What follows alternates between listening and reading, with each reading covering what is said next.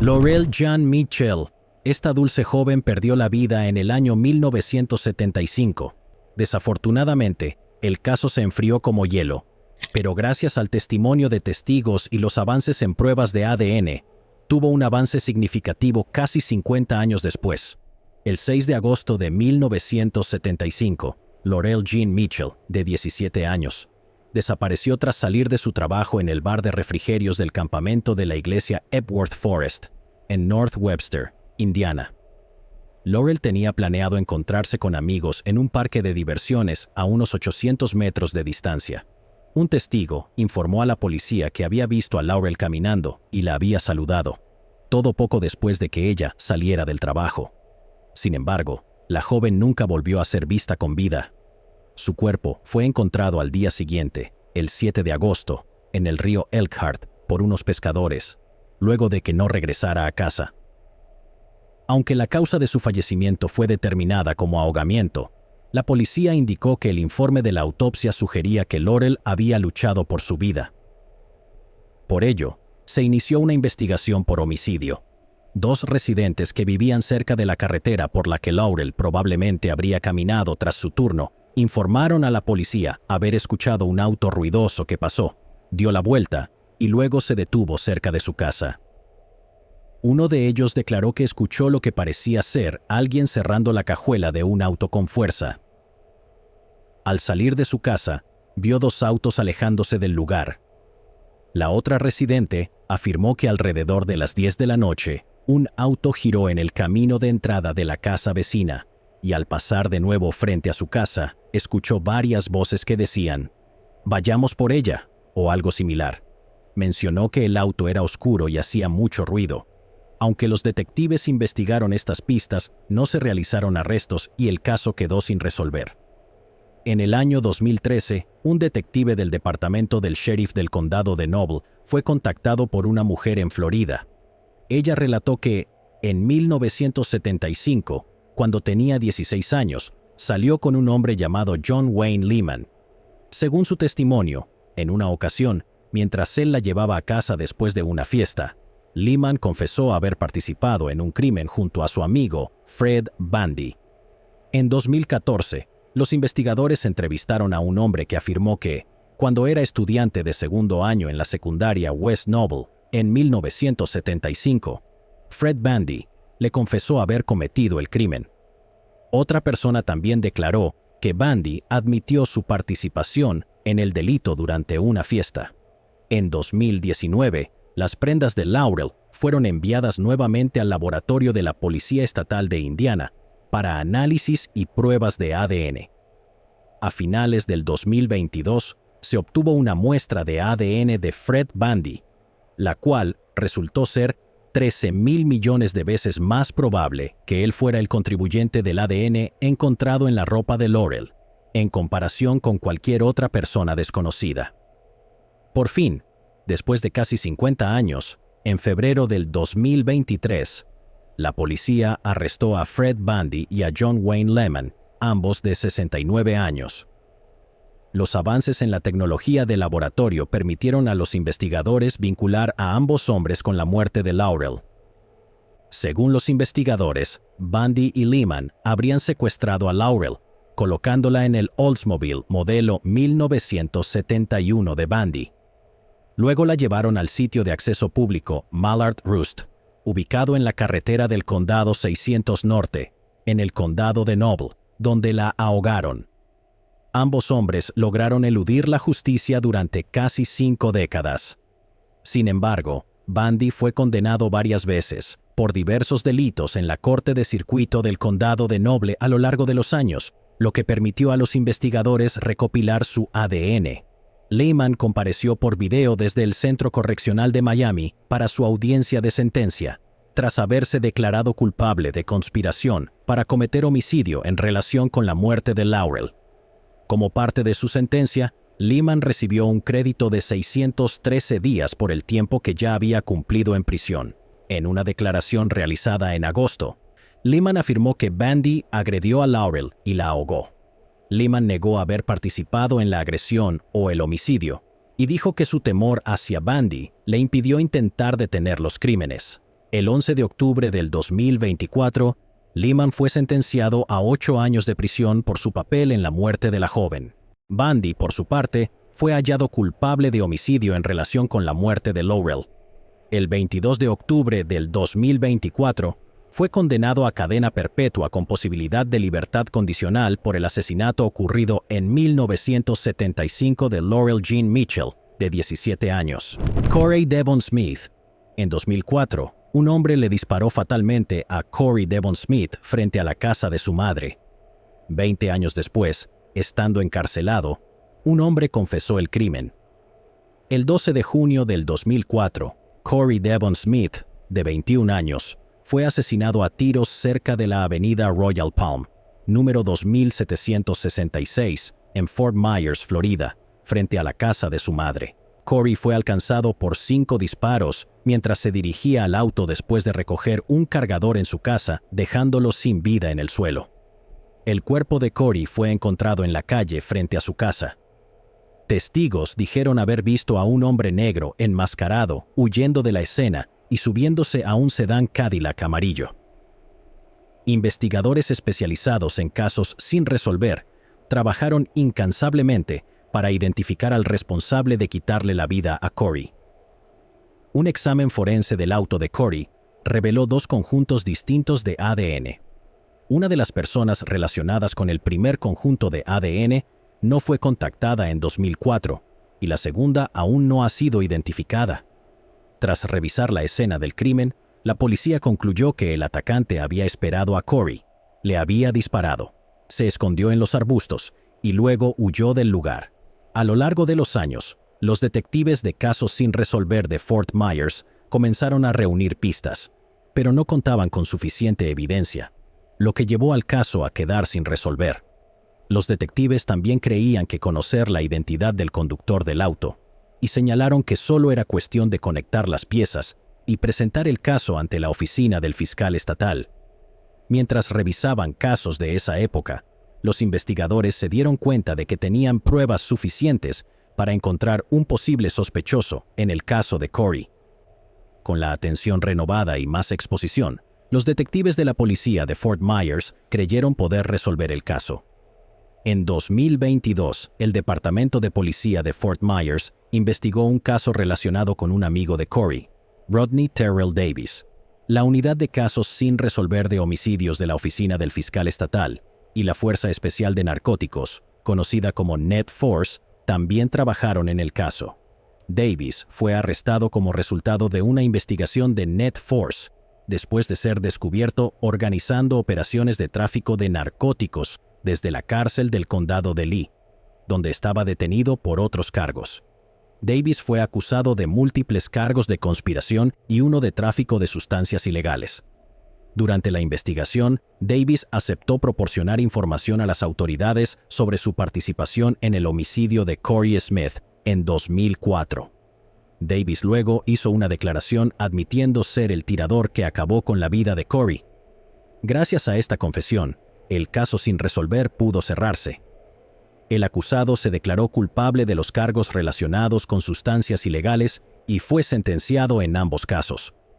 El 22 de octubre del 2024, Rodney Davis, de 41 años, residente de Cape Coral, fue condenado a 40 años de prisión por homicidio en segundo grado con arma de fuego por quitarle la vida a Corey. Además, recibió una sentencia de 15 años de prisión por los cargos relacionados con sustancias ilegales. Una familia pudo encontrar cierre tras resolver un caso ocurrido 20 años atrás. Karen Humphrey. En 1980, una mujer fue asesinada luego de ser secuestrada en un vecindario de Port Huron, Michigan.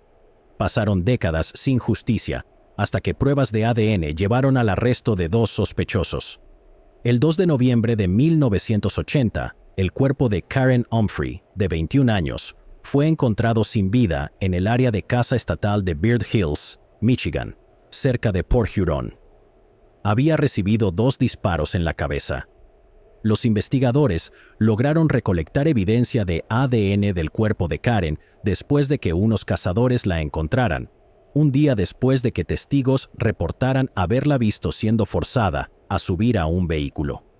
La identidad de la persona responsable de la muerte de Karen no se conocía, y a pesar de los esfuerzos de los investigadores, el caso quedó sin resolver durante más de 4 décadas. Sin embargo, los investigadores nunca abandonaron la búsqueda de justicia. En 2022, la Policía Estatal de Michigan envió evidencia forense de ADN de la escena del crimen a Othram. Se desarrolló un perfil genético completo de un contribuyente desconocido, y la genealogía genética forense permitió generar nuevas pistas investigativas. Gracias a estas pistas, la Policía Estatal de Michigan, junto con el Departamento del Sheriff del Condado de St. Clair, logró identificar a Douglas Laming, de 70 años, residente de Fort Gratiot, Michigan, como sospechoso del asesinato de Karen. Laming fue arrestado el 15 de diciembre del 2023 y acusado de homicidio en primer grado. En ese momento, no se anunció públicamente que se había descubierto ADN perteneciente a otro contribuyente en la escena del crimen. En 2023, la Policía Estatal de Michigan envió pruebas adicionales de ADN forense del caso a Othram. Utilizando secuenciación genómica forense, se desarrolló un segundo perfil genético de otro sospechoso desconocido. El equipo de genealogía genética forense de Othram utilizó este perfil para producir nuevas pistas investigativas, que fueron enviadas a la Policía Estatal de Michigan. Las nuevas investigaciones llevaron a la identificación del segundo sospechoso, Anthony Harris, de 63 años, quien tenía 20 años al momento del asesinato de Karen. El sheriff del condado de St. Clair, Matt King, dijo: "Este es un gran ejemplo de cómo preservamos esta evidencia a lo largo de los años. La utilizamos con cuidado y la probamos varias veces". Harris fue arrestado el 6 de febrero del 2024 en su lugar de trabajo, y al día siguiente, el 7 de febrero, fue procesado y acusado de homicidio abierto en el Tribunal del Distrito 72 de Port Huron por su presunta participación en la muerte de Karen. La fianza de Harris se fijó en $2 millones. En octubre del 2024, Harris se declaró culpable de homicidio en segundo grado y testificó en contra de su cómplice, Douglas Laming. El sheriff King dijo: "Esta confesión fue un gran avance en el caso y el primer paso para brindar cierre a la familia". Los investigadores dijeron que Harris confesó haber forzado a Karen a subir al camión de Laming una noche de noviembre de 1980. Harris relató que llevaron a Karen al área de caza estatal del condado de St. Clair, donde tanto él como Laming la agredieron sexualmente. Harris afirmó que se alejó por un momento y escuchó 2 disparos, pero alegó que estaba oscuro, por lo que no vio a Laming disparar. El juicio de Laming comenzó el 8 de octubre del 2024. Durante el juicio, se presentaron a la familia y a la comunidad los detalles de las pruebas recopiladas a lo largo de los años. Además, el jurado tuvo la oportunidad de escuchar las declaraciones, muchas de ellas contradictorias, tanto de Laming como de Harris. El juicio contra Harris y Laming llegó a su conclusión cuando la fiscal principal, Amy Goodrich, presentó un caso contundente contra Laming. Después de 3 días de juicio, el jurado fue enviado a deliberar y tras una hora, regresaron con un veredicto de culpabilidad.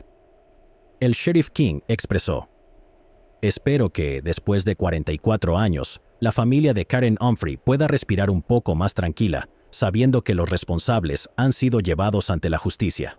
Además, el sheriff leyó una declaración preparada por la familia de Karen, la cual decía: "Después de 44 años de preguntarnos qué le ocurrió a nuestra hermosa hermana, tenemos una respuesta gracias al trabajo de investigación del detective Ed Silver y la oficina del sheriff del condado de St. Clair. Siempre estaremos agradecidos con él y con todo el personal de la oficina del fiscal del condado de St. Clair". La fiscal Amy Goodrich hizo un excelente trabajo al presentar las pruebas al jurado y obtuvo los resultados que hemos esperado durante décadas.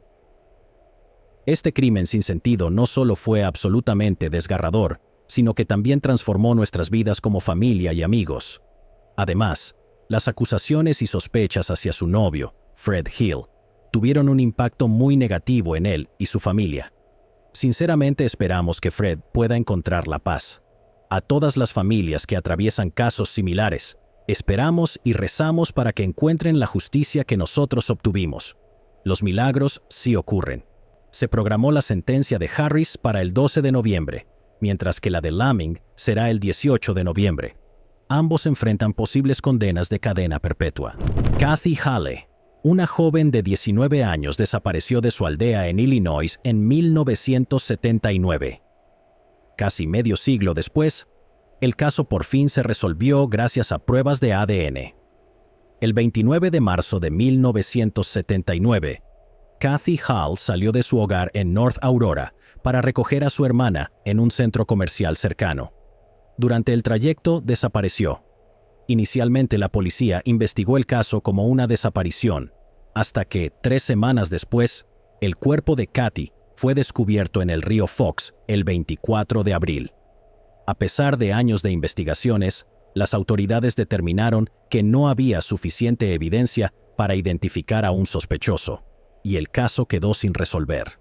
No fue hasta el año 2020 que las autoridades reabrieron el caso tras vincular el ADN de Bruce Lindahl con el asesinato de otra mujer llamada Pamela Maurer.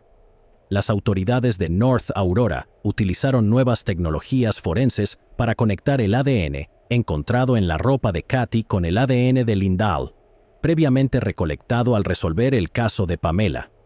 En octubre del 2024, el detective Ryan Pate, del Departamento de Policía de North Aurora, declaró: Lindahl ha sido relacionado con varios otros casos en esta área durante esa época. Con esta nueva evidencia, junto con pruebas de casos similares que involucran a Lindahl, podemos concluir que él fue responsable del asesinato de Kathy Hale. Se cree que Lindahl, quien solía frecuentar el centro comercial donde trabajaba Kathy, la secuestró en el estacionamiento de su complejo de apartamentos. Luego, la llevó al área donde posteriormente fue encontrado su cuerpo. Antes de que pudiera ser acusado formalmente por el asesinato de Kathy, Lindahl perdió la vida en 1981, presuntamente mientras cometía otro asesinato en Naperville, Illinois. El subjefe Joe Gorski leyó una declaración en nombre de la familia Hale durante una conferencia de prensa, en la cual expresaron: revisitar este caso ha sido increíblemente difícil, pero estamos profundamente agradecidos de tener un cierre después de 45 largos años. Gracias a los avances en tecnologías de ADN y herramientas innovadoras, tenemos esperanza de que otras familias no tengan que soportar el mismo dolor y la incertidumbre que enfrentamos durante tantos años. David Coffey. A finales de la década de 1980, los residentes de un pequeño pueblo del condado de Fairview, en Danbury, Connecticut, vivieron aterrorizados ante la posibilidad de convertirse en las próximas víctimas de una serie de crímenes que sacudieron su comunidad. Mujeres y niñas temían por sus vidas, preocupadas de ser el próximo blanco de secuestros y brutales agresiones. Estos crímenes ocurrieron en el área de la avenida Lake y la calle Merrimack. Décadas después de estos perturbadores eventos, los investigadores lograron identificar positivamente a un sospechoso gracias a recursos que no estaban disponibles en los años 80. En 1989, una de las víctimas fue una niña de 11 años. Ella fue secuestrada y agredida sexualmente. La investigación inicial comenzó el 23 de abril de ese año, cuando la policía de Danbury respondió a una denuncia en la residencia de la víctima, ubicada en el vecindario de las avenidas Lake y Merrimack. La niña relató que se despertó entre las 3 y las 4 de la madrugada, encontrando a un hombre joven con el rostro cubierto, quien le tapaba la nariz y la boca, mientras sostenía un cuchillo contra su garganta. Ella dormía en la sala de su casa, acompañada por 2 de sus hermanos, cuando 2 hombres la levantaron del sofá en el que descansaba y la sacaron de la vivienda.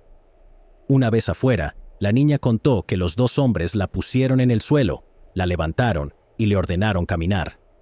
Ella obedeció, caminando mientras uno de ellos la apuntaba con un cuchillo en la espalda. Los hombres la llevaron a una casa en construcción en la calle Merrimack, donde, a punta de cuchillo, la forzaron a entrar. Luego, la obligaron a subir al segundo piso del edificio, donde le ordenaron desvestirse y acostarse sobre un suelo de madera contrachapada. La víctima declaró a la policía que fue agredida sexualmente repetidamente por uno de los atacantes, quien estaba enmascarado, mientras el otro sostenía un cuchillo apuntando a su cabeza. Durante la investigación inicial, la niña describió al hombre enmascarado como un individuo blanco, corpulento, de aproximadamente 1 metro, con 73 centímetros de altura. El segundo sospechoso fue descrito como un hombre blanco, delgado, con cabello amarillo ondulado o rizado que le llegaba al cuello, y una estatura de 1 metro con 75 centímetros. Tras agredirla en múltiples ocasiones, los hombres le ordenaron vestirse nuevamente. La amenazaron con acabar con su vida y con la de su madre si le contaba a alguien lo sucedido. Después, la llevaron de regreso a su casa, donde le dijeron que entrara por la puerta trasera. Luego, huyeron a pie. Al regresar a casa esa misma mañana del 23 de abril, la niña le contó a su madre lo que había ocurrido. Su madre contactó de inmediato al departamento de policía de Danbury y la víctima fue trasladada al hospital de Danbury para una evaluación médica y de agresión. Los investigadores determinaron que los sospechosos habían ingresado al hogar de la víctima a través de una ventana de la cocina que estaba abierta y obtuvieron huellas dactilares en el exterior de esta. También encontraron virutas de madera en el sofá donde la niña dormía la noche de su secuestro, así como en el piso cercano al sofá y en su cabello. La policía localizó la casa en construcción en la calle Merrimack y verificaron que la estructura coincidía con la descripción dada por la víctima. Posteriormente, la llevaron al lugar donde ella identificó el segundo piso como el lugar del ataque. Allí, los investigadores encontraron virutas de madera consistentes con las halladas en su hogar y en su cabello. También recogieron un pequeño charco de evidencia que incluía sangre, en el área donde la niña dijo que ocurrió la agresión. Esta evidencia fue enviada al laboratorio forense del estado de Connecticut en 1989, pero en ese momento no se identificó a ningún sospechoso y el caso se enfrió.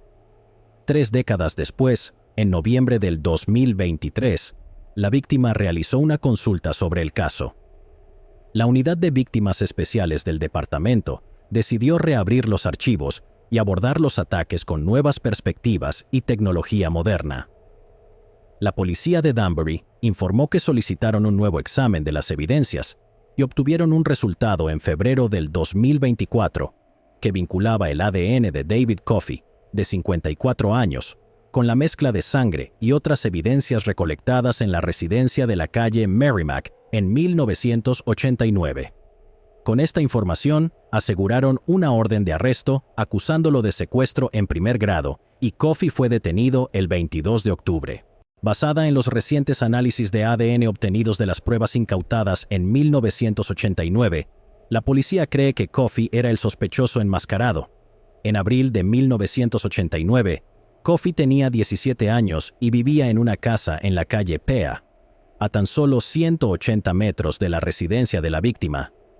Su perfil de ADN coincidió a través del sistema CODIS. Es un delincuente convicto y actualmente está en libertad condicional por cargos graves en el estado de Georgia. Su libertad condicional siguió a una condena de 8 años de prisión por agresión agravada y posesión de armas de fuego en junio del 2013. Fue liberado en noviembre del 2022.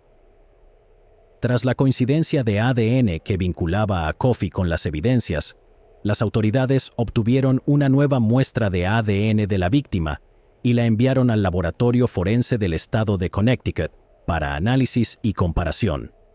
El laboratorio utilizó tecnología moderna, no disponible en 1989, para analizar muestras tomadas durante el examen de agresión de la víctima y evidencias encontradas en el edificio de la calle Merrimack. Fue mediante estos análisis que se confirmó la coincidencia con el perfil de ADN de Coffey.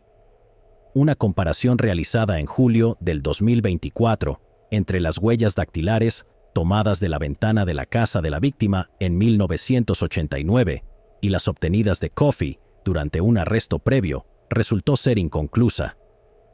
Aunque la orden de arresto alega que Coffey agredió a la víctima, no ha sido acusado formalmente de agresión. En Connecticut, el plazo de prescripción para agresiones graves es generalmente de 20 años, aunque hay excepciones dependiendo de la edad de la víctima y otros factores. Debido a que Coffey tenía 17 años en el momento de los presuntos crímenes, su caso fue inicialmente presentado en un tribunal juvenil y luego transferido a un tribunal de adultos. Coffey permanece detenido bajo una fianza de $750,000 en el Centro Correccional de Bridgeport y tiene programada una audiencia en el Tribunal Superior del Estado en Danbury el 20 de noviembre del 2024. La policía aún no ha identificado al segundo sospechoso y ha pedido la ayuda del público para identificarlo. Las autoridades publicaron el boceto original del segundo sospechoso, realizado en 1989. Continúan investigando varios crímenes similares que ocurrieron a finales de los años 80 y solicitan a cualquier persona con información que se comunique con el detective John Basil al número 203-797-46-68 o con el Departamento de Servicios de Investigación de la Policía de Danbury al 203-797-46-62 o a la línea de denuncias anónimas al 203-790-84-77.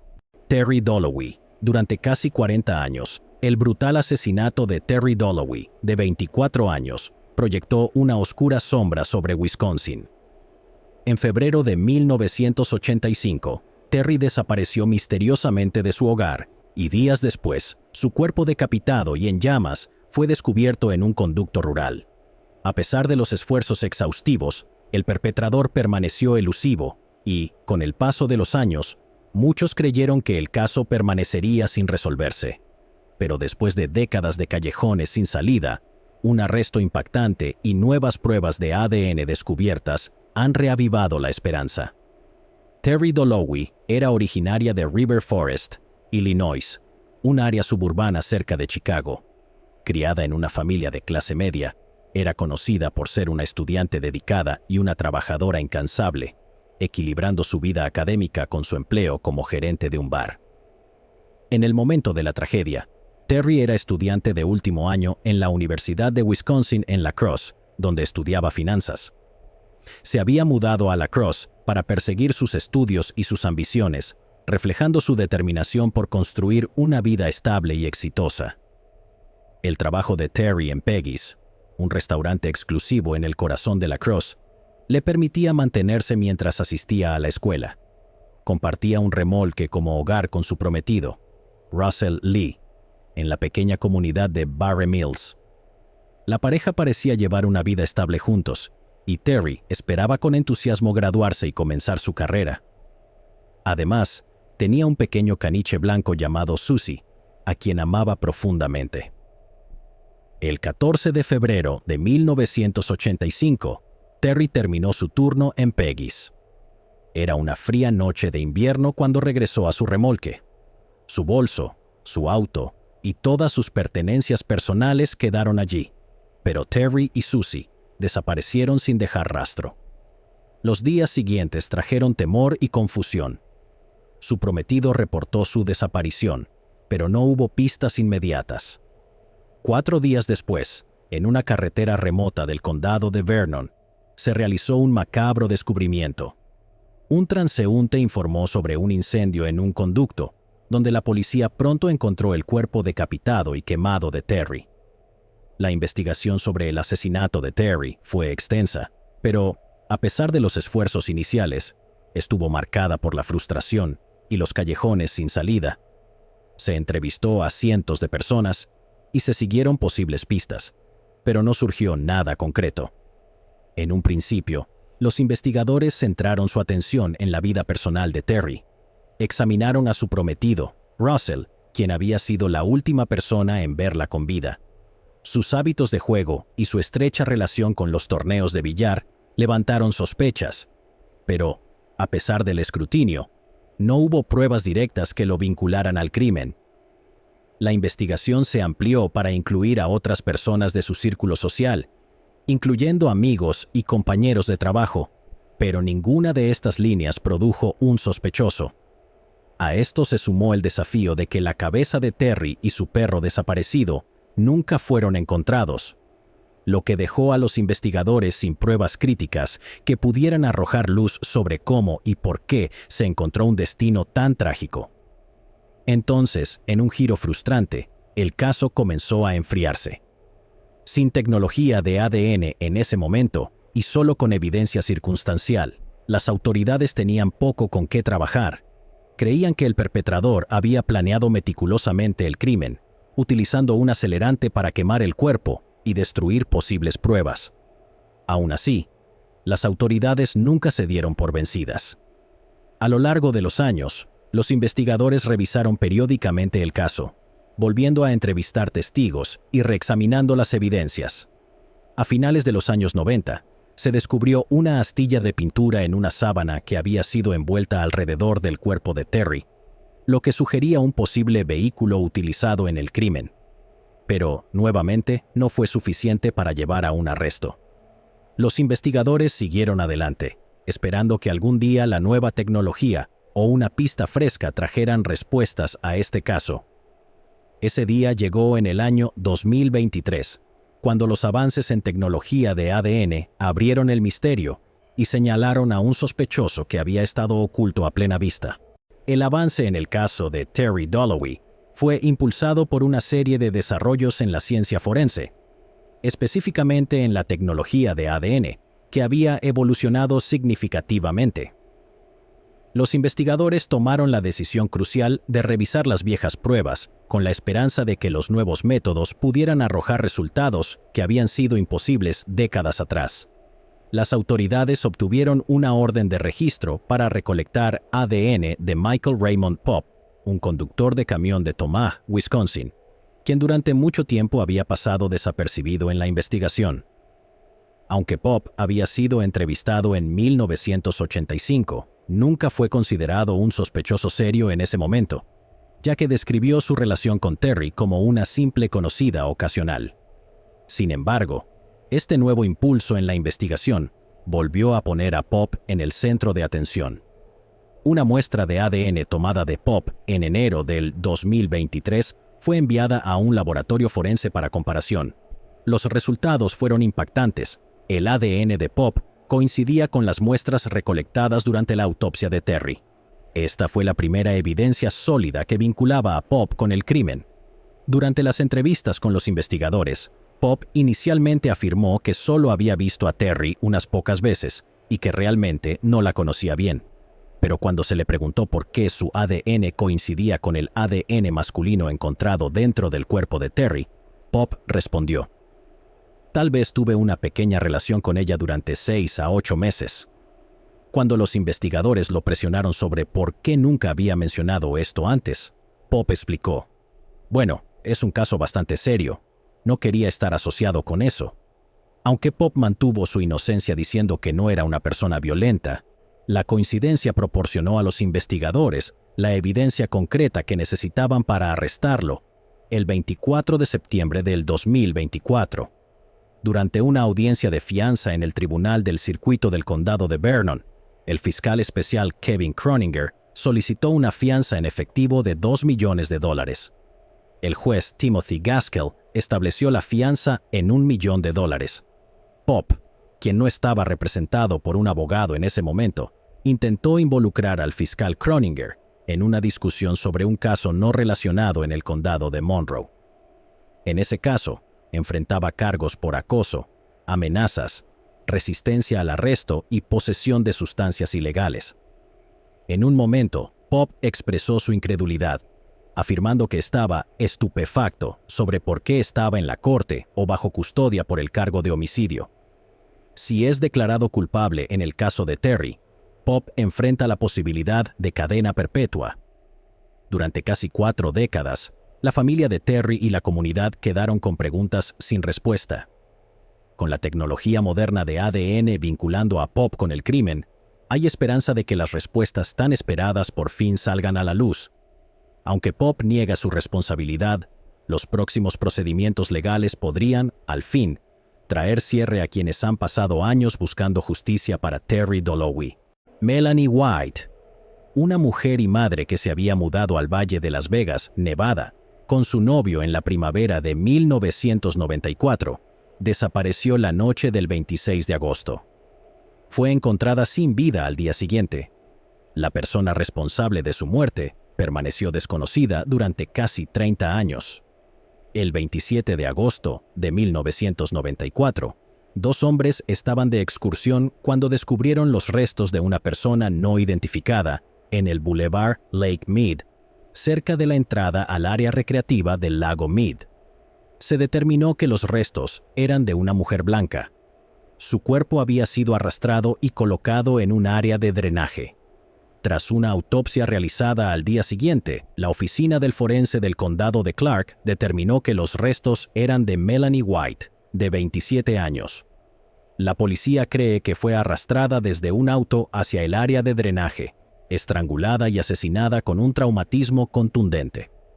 El Departamento de Policía Metropolitana de Las Vegas lideró la investigación y se recibieron muchas pistas, pero, desafortunadamente, ninguna tuvo éxito en identificar a la persona responsable de la muerte de Melanie, y el caso quedó sin resolver. En el año 2010, los detectives de casos sin resolver del departamento revisaron el caso y enviaron evidencia de la escena del crimen para pruebas tradicionales de ADN. Se desarrolló un perfil de un sospechoso masculino desconocido. Este perfil fue cargado en el sistema CODIS, pero no coincidió con ninguna persona conocida. En el año 2021, utilizando fondos proporcionados por la Liga de la Justicia de Vegas, el Departamento de Policía Metropolitana de Las Vegas envió evidencia a Othram con la esperanza de determinar si pruebas avanzadas de ADN podían identificar a la persona responsable de quitarle la vida a Melanie. Usando secuenciación genómica de grado forense, los científicos de Othram desarrollaron un perfil de ADN del sospechoso masculino desconocido. Este perfil fue utilizado en una búsqueda genealógica por el equipo de genealogía genética forense de Othram para desarrollar nuevas pistas en el caso.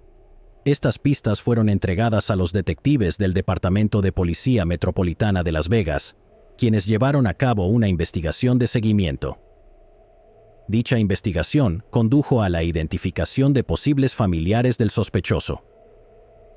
El 22 de octubre del 2024, se realizaron pruebas de ADN comparativas que llevaron a la identificación positiva del sospechoso como Arthur Lavery, nacido el 7 de septiembre de 1955. Lavery creció en el área de Las Vegas y tenía 38 años cuando acabó con la vida de Melanie. Lavery falleció en mayo del 2021 debido a complicaciones relacionadas con el COVID-19. Anteriormente, había sido arrestado en el área de Las Vegas por agresión. Durante un evento de prensa, los hermanos menores de Melanie, Walter y Jason White, hablaron sobre su hermana fallecida. Dijeron: "Siempre extrañaremos a Melanie y creemos que la resolución de su caso traerá una medida de paz para ella y para todos nosotros". Jason y Walter contaron que muchos miembros de su familia quedaron devastados por la pérdida de Melanie, pero ahora encuentran algo de consuelo con esta noticia. Walter expresó que Melanie era una persona muy amable y que su muerte fue una pérdida trágica. Jason añadió que la amaban muchísimo. El hijo de Melanie, que tenía al momento de su muerte, ahora tiene 33 años. Shannon Holihan. Durante 2 décadas en Flint, Michigan, el caso sin resolver de Shannon Holihan permaneció en el olvido. Su cuerpo fue encontrado en un estacionamiento, parcialmente vestido y con marcas de un ataque brutal, mientras que su querido Chevrolet Corvette de 1994 desapareció sin dejar rastro.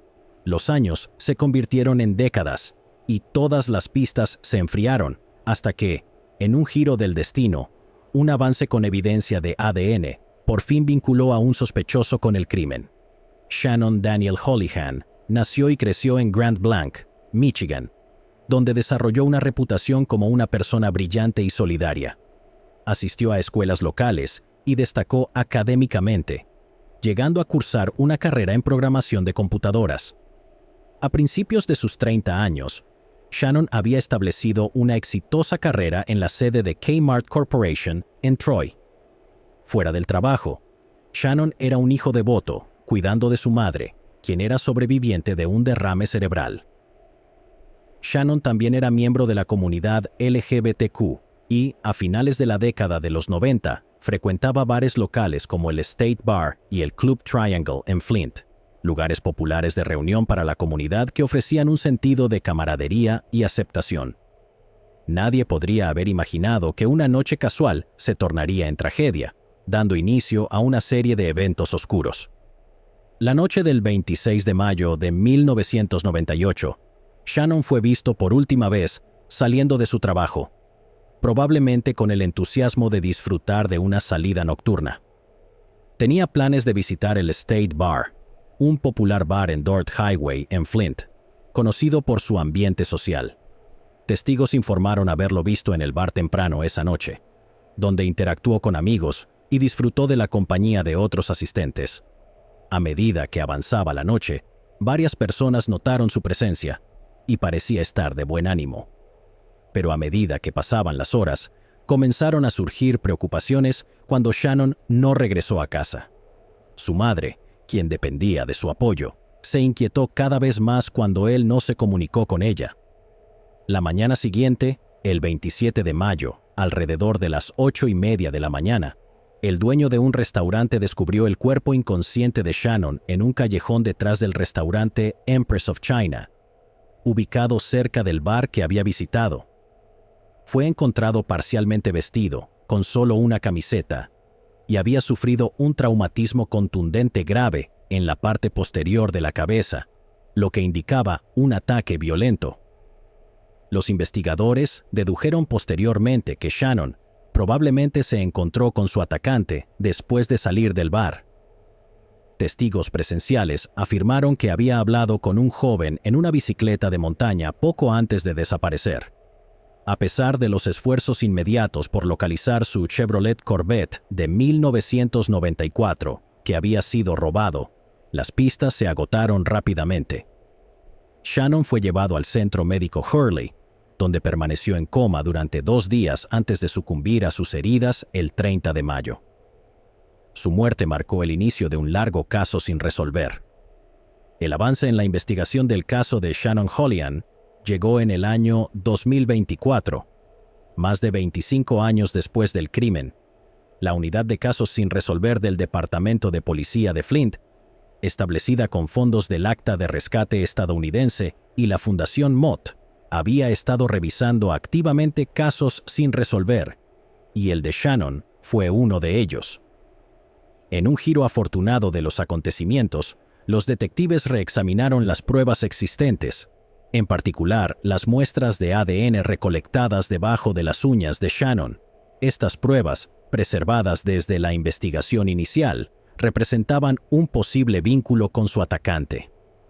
El Laboratorio de Crímenes de la Policía Estatal de Michigan, utilizando técnicas forenses avanzadas desarrolladas significativamente a lo largo de los años, realizó un nuevo análisis de las muestras.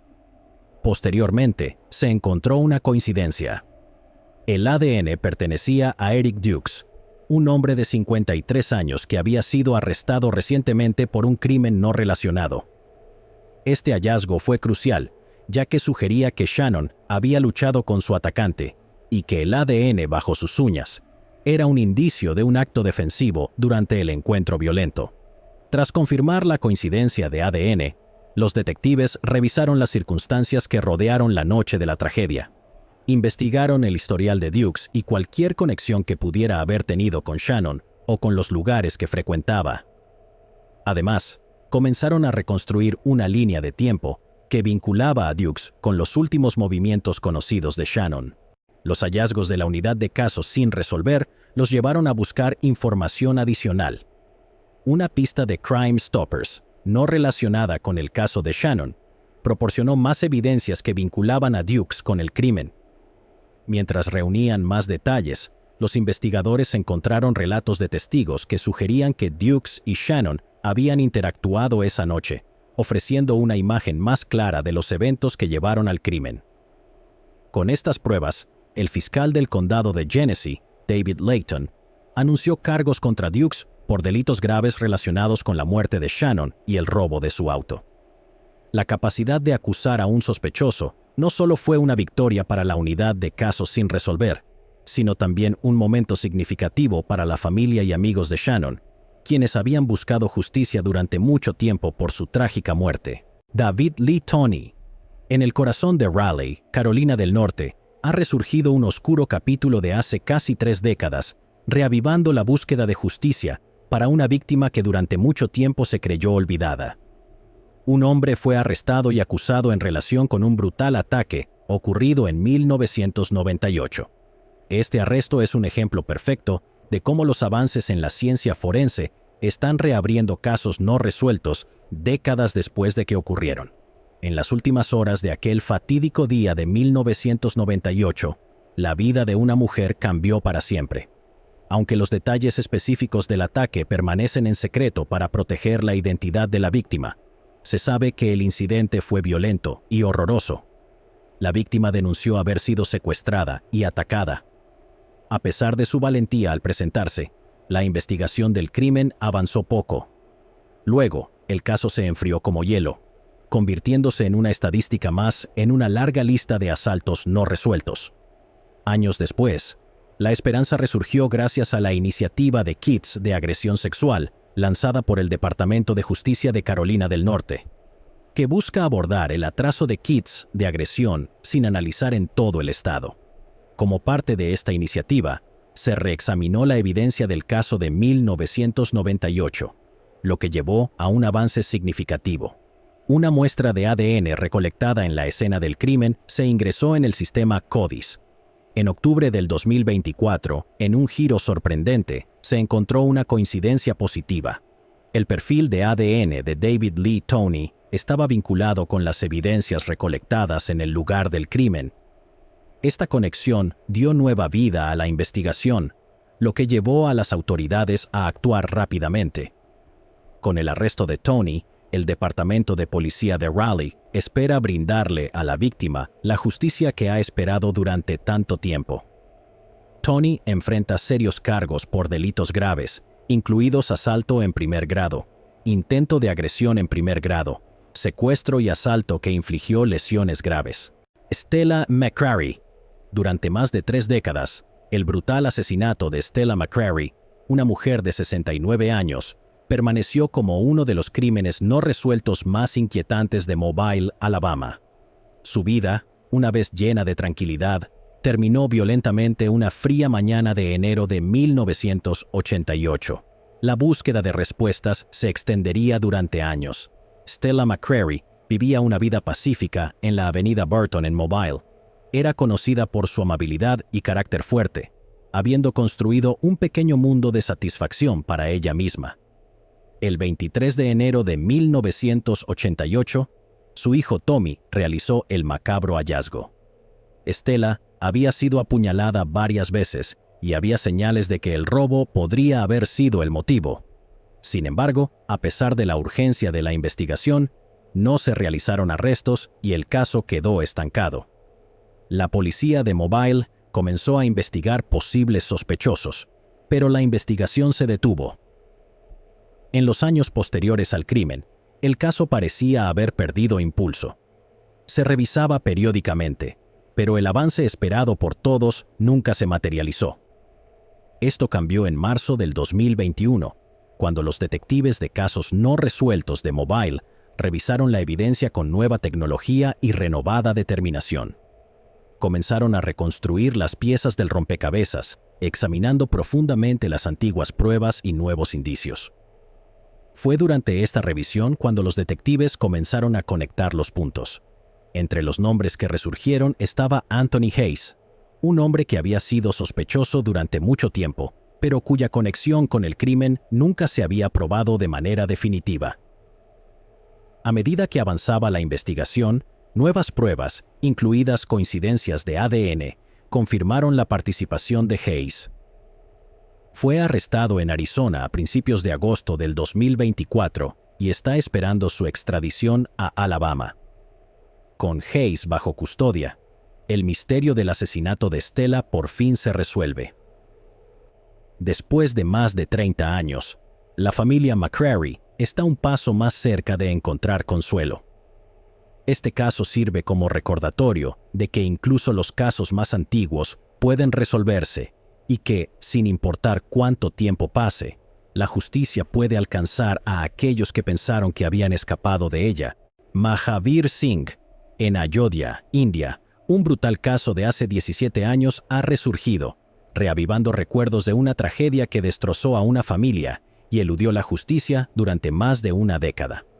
Un joven, Mahavir Singh, fue asesinado en el tranquilo pueblo de Tulsipur Maha.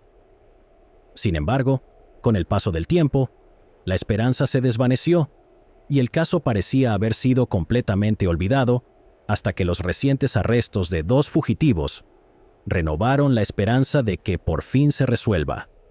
Mahavir Singh era un hijo querido y un miembro vibrante de la comunidad de Tulsipur Maha, pero en 2007 su vida fue abruptamente truncada tras un brutal acto de disparos que le arrebató la vida. La investigación sobre el fallecimiento de Mahavir comenzó inmediatamente después del impactante incidente. Mientras la comunidad intentaba sobrellevar la tragedia, la policía de Gonda enfrentó la difícil tarea de recopilar pruebas mientras lidiaba con el peso emocional del caso. Las investigaciones iniciales llevaron a identificar a 2 principales sospechosos, Govind, alias Sanjay, y Sitaram Das. Ambos hombres eran bien conocidos en sus respectivas regiones. Govind, del distrito de Lakhisarai, en Bihar, y Das, de Hanuman Kuti Ramgarh, en Ayodhya. A pesar de los esfuerzos para capturarlos, ambos lograron evadir la captura, lo que llevó a las autoridades a intensificar la investigación. La policía empleó varias tácticas, incluyendo entrevistas a testigos y el análisis de la escena del crimen en busca de pistas. Pero a medida que los días se convirtieron en semanas y luego en meses, las pistas se volvieron escasas y el caso quedó estancado. En un intento por revitalizar el caso y fomentar la participación comunitaria, la policía de Gonda anunció una recompensa de 15,000 rupias por información que llevara al arresto de los fugitivos. Este movimiento tenía como objetivo movilizar a los habitantes locales, alentándolos a aportar pistas o información que pudiera ayudar a localizar a Govind y Das. La recompensa no solo sirvió como un incentivo, sino también como una señal del compromiso de la policía para buscar justicia para la familia de Mahavir. Sin embargo, incluso con la promesa del incentivo económico, se hizo evidente que los sospechosos habían logrado ocultarse con éxito, lo que frustró aún más a los investigadores. Con el tiempo, la familia de Mahavir se mantuvo firme y valiente, presentando una denuncia contra Govind y Das. Mientras pasaban los años, la policía confiscó propiedades y presentó hojas de cargos, mientras los perpetradores continuaban en libertad. Años de búsqueda incesante culminaron en un avance en octubre del 2024. Después de los esfuerzos realizados por la policía de Gonda y el apoyo colaborativo de la policía de Ayodhya, las autoridades recibieron información útil que las acercó a la ubicación de los acusados. Actuando sobre las órdenes de arresto emitidas por el juez civil de la división Senior ACTM en Gonda, la policía de Ram Janmabhoomi entró en acción. La policía centró su atención en Sitaram Das. Siguiendo las pistas, realizaron una operación de búsqueda cerca del templo Hanuman Kuti. A última hora de la tarde, se posicionaron estratégicamente detrás del templo, vigilando el área en busca de actividad sospechosa. El esfuerzo dio frutos cuando los oficiales avistaron a un hombre que coincidía con la descripción de Das. Su comportamiento y movimientos despertaron sospechas entre el equipo. Los oficiales se acercaron con cautela y confirmaron su identidad como Vijay Chela Ramcharan Das. Fue arrestado sin incidentes, y la policía recuperó documentos relacionados con el crimen violento en su cercanía, lo que consolidó las pruebas en su contra. La búsqueda de Govind alias Sanjay continuó. Utilizando la información obtenida durante el arresto inicial, la policía rastreó a Govind hasta Laxman Kila, un conocido punto de referencia en Ayodhya. Los oficiales abarrotaron la zona, decididos a detener al segundo sospechoso. En un esfuerzo bien coordinado, localizaron a Sanjay, quien intentaba mezclarse con la multitud. Al darse cuenta de que estaba rodeado, intentó huir, pero la policía lo arrestó rápidamente, asegurando la detención con mínima alteración. Ambos arrestos fueron una victoria para las fuerzas del orden y pusieron fin a un caso que había permanecido oculto en las sombras durante casi 2 décadas. La policía expresó su alivio al por fin poder hacer justicia para la familia de Mahavir Singh, cuya angustia se había visto agravada por la larga espera para hacer responsables a los culpables.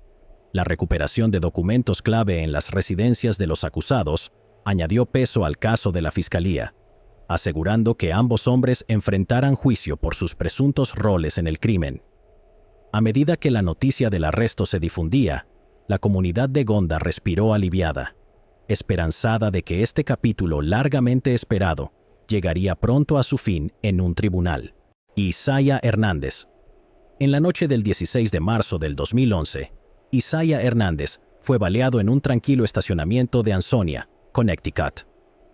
Lo que se pensaba que era un trato rutinario de sustancias ilegales, se convirtió en un robo que salió horriblemente mal, dejando a Isaiah sin vida en el frío. Durante años, el caso pareció irresoluble, con solo susurros y rumores rodeando los detalles de su final.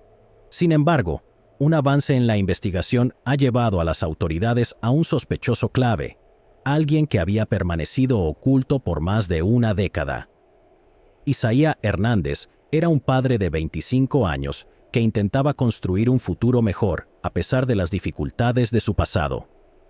Nacido y criado en Ansonia, Isaiah enfrentó muchos desafíos mientras crecía. Tuvo una infancia difícil, marcada por la inestabilidad financiera y un hogar roto, pero siempre estuvo decidido a forjar un camino diferente para sí mismo. Isaiah no era ajeno a las dificultades y, como muchos jóvenes de su comunidad, luchó contra la atracción de la vida en las calles, sabiendo demasiado bien la tentación del dinero fácil y la influencia de las malas compañías. A pesar de todo, él era un padre devoto y su hijo, que de muchas maneras era el ancla en su vida, era la razón por la que trabajaba duro para cambiar las cosas. Pero el 16 de marzo del 2011, todo cambió cuando el pasado de Isaiah colisionó con su presente en un acto de violencia, acabando con su vida demasiado pronto y dejando a su familia y a su hijo destrozados. Era una noche fría y ordinaria en Ansonia, e Isaiah había llegado al Ansonia Express Mart, una parada habitual en su ruta diaria. Estaba allí para encontrarse con 2 hombres para una transacción de sustancias ilegales. Isaiah, tratando de mantenerse a flote, había aceptado encontrarse con ellos en el estacionamiento para venderles las sustancias, un intercambio que esperaba le ayudaría a cuidar de su hijo y a mantenerse a flote. Lo que no sabía era que los 2 hombres tenían otros planes. Lo que debía ser un trato simple rápidamente se convirtió en algo mucho más oscuro. Mientras los 3 hombres estaban junto al auto de Isaiah, los 2 hombres se volvieron contra él con la intención de robarlo, en lugar de realizar la transacción. Los detalles de lo que ocurrió a continuación son confusos, pero está claro que Isaiah nunca tuvo una oportunidad. Los testigos dicen que Isaiah intentó escapar, saliendo tambaleándose del auto y cayendo en el estacionamiento mientras se escuchaban los disparos. La violencia estalló sin previo aviso. Fue alcanzado por 3 disparos, cada uno entrando en su espalda, llevándolo más lejos de la vida que tanto había luchado por construir para sí mismo. Los perpetradores huyeron del lugar, dejándolo desangrarse solo en el frío estacionamiento. Su familia más tarde se enteraría de que los hombres que habían estado en el auto con él esa noche estaban involucrados en más que solo un simple trato de sustancias ilegales. Habían conspirado para robar lo que no era suyo, y le costó a Isaiah todo. Después de que Isaiah fuera abatido, la investigación sobre su asesinato comenzó de inmediato, pero rápidamente encontró obstáculos. Los testigos eran escasos, y aunque hubo sospechas iniciales, el caso permaneció sin resolver. En los días siguientes al tiroteo, algunos consejos anónimos llegaron al departamento de policía de Ansonia, mencionando el nombre de Elijah Stanford, un joven de 19 años. Los detectives siguieron estas pistas, pero no pudieron vincular a Stanford directamente con el crimen sin más pruebas concretas. Las grabaciones de vigilancia del Express Mart ayudaron a confirmar que Isaiah Había estado en el auto con al menos otros 2 hombres, pero sus identidades seguían siendo inciertas en ese momento. El verdadero avance llegó casi una década después. Una combinación de avances en las técnicas forenses, cooperación con agencias federales y trabajo investigativo persistente llevó a la policía a reabrir el caso. Fuentes anónimas, que inicialmente se habían mostrado reacias a presentarse, comenzaron a compartir información clave sobre Stanford, así como sobre Luis Márquez, quien tenía 18 años en el momento del brutal crimen. Se reveló que ambos hombres habían planeado robar a Isaiah durante un trato de sustancias ilegales. Márquez huyó brevemente a Nueva York después del asesinato, mientras que Stanford fue encarcelado en la institución juvenil Manson por un crimen no relacionado.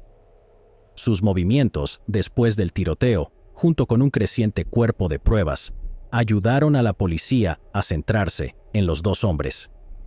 En 2021, 10 años después de la tragedia, tanto Stanford como Márquez fueron arrestados y acusados del crimen violento, robo en primer grado y conspiración para cometer robo. Ambos hombres fueron puestos bajo custodia con una fianza de $500,000, y aunque cada uno pagó la fianza, los cargos permanecieron. La investigación no se detuvo ahí, y una mayor indagación llevó a la policía a Andrew Spino, quien había servido como conductor de escape esa noche. Spino se había mudado a Hawái, donde fue encarcelado por cargos no relacionados.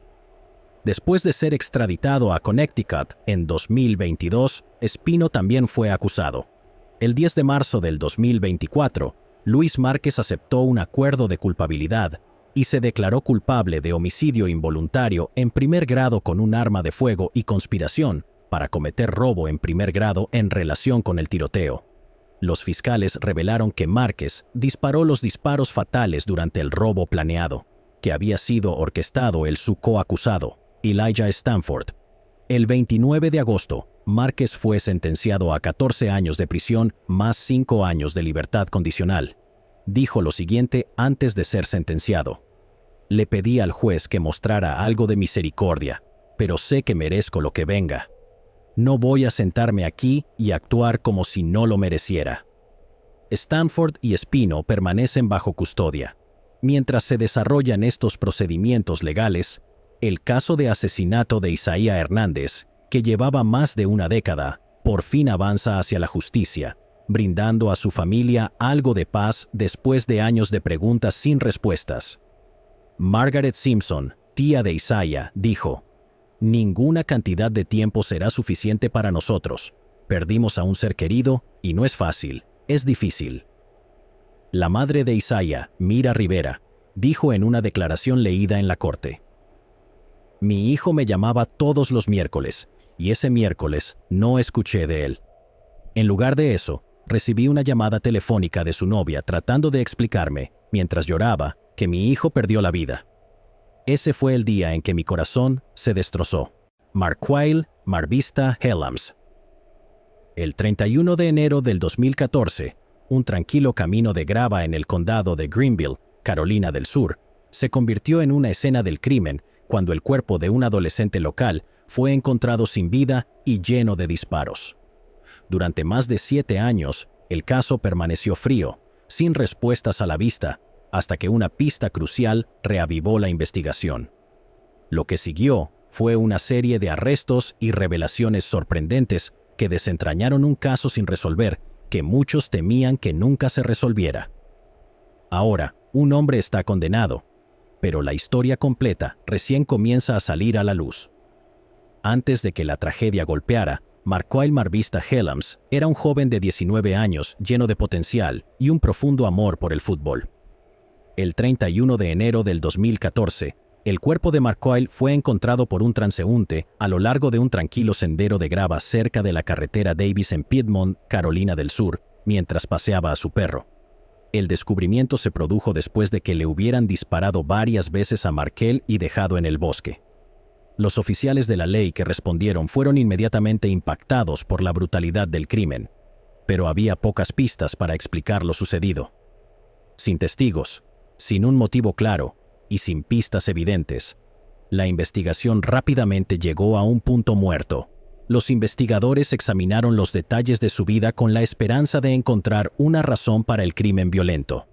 Descubrieron que Markel había estado en contacto con algunas personas en las horas previas a su muerte, incluidos sus excompañeros de cuarto, pero las circunstancias exactas que rodearon el crimen seguían siendo inciertas. Los detectives dedujeron que Markel probablemente había ido a encontrarse con alguien que conocía para una transacción de sustancias ilegales. Había subido a un auto, pero la situación rápidamente se volvió violenta. Le dispararon y abandonaron en el bosque, y nadie podía explicar el motivo. Su antiguo entrenador de fútbol, Rob Searfoss, dijo: «Era uno de esos jugadores que, incluso si esto no hubiera sucedido, toca tu corazón. Si te tomabas el tiempo de conocerlo, era un buen chico. Solo quería que las personas se preocuparan por él». Con el paso de los años, el caso quedó archivado entre otros expedientes de casos sin resolver, sin nuevos avances. Sin embargo, los investigadores nunca se dieron por vencidos. Revisaron pruebas, reexaminaron declaraciones de testigos y exploraron cada posible pista. A pesar de sus esfuerzos, parecía que las respuestas nunca llegarían, y el caso estaba a punto de ser considerado imposible de resolver. Pero, lo que nadie sabía era que el gran avance estaba más cerca de lo que imaginaban. En el año 2021, una pista proporcionada a Crime Stoppers reavivó la investigación. El informante proporcionó información crucial a las autoridades, señalando un vehículo utilizado por los sospechosos la noche del crimen. Esta revelación inició una cadena de eventos que desvelaría la verdad detrás de la trágica muerte de Markel. Los investigadores concentraron sus esfuerzos en rastrear el vehículo, que fue localizado en el condado de Pickens. La tecnología forense, incluyendo el análisis de ADN táctil, fue clave para vincular a los sospechosos con el crimen. Este análisis, que identifica rastros diminutos de material genético dejado en superficies, reveló huellas de ADN de los sospechosos en el vehículo. Con esta evidencia forense en mano, la investigación tomó fuerza. Los detectives pronto reconstruyeron los eventos que llevaron a la muerte de Markel. Descubrieron que, el 31 de enero del año 2014, Markel había acordado reunirse con sus antiguos compañeros de cuarto, Raheem Jarrett Griffin y Destany Maria Fields, junto con Chris Thomas Capatino, bajo la suposición de que iban a comprar sustancias. Lo que parecía una transacción rutinaria terminó siendo fatal cuando el grupo se dirigió a un apartado camino de grava cerca de la carretera Davis, en Piedmont. Los investigadores determinaron que Markel fue disparado varias veces y dejado sin vida fuera del vehículo.